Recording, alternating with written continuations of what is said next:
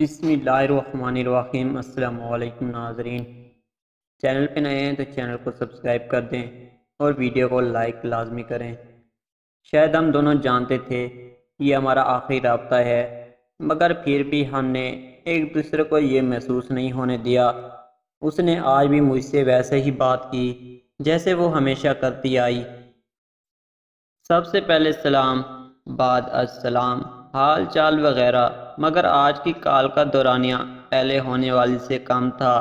اکثر جو باتیں گھنٹوں پر مہیا ہوتی تھی آج وہ منٹوں تک محدود ہو کر رہ گئی تھی۔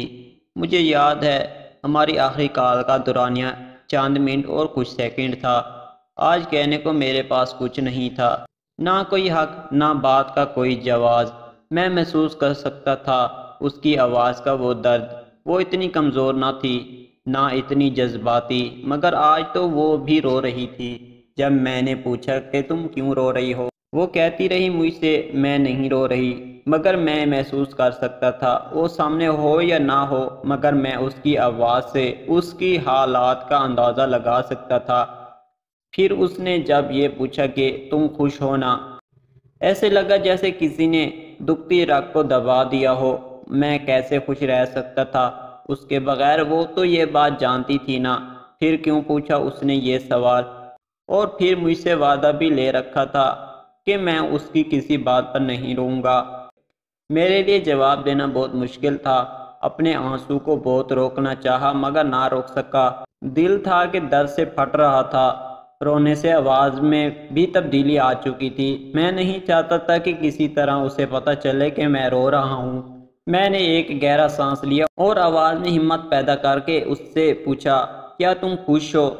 اب تو جیسے دونوں طرح ایک گہری خاموشی تھی، وہ بھی اپنے آنسو چھپانے کی کوشش کر رہی تھی۔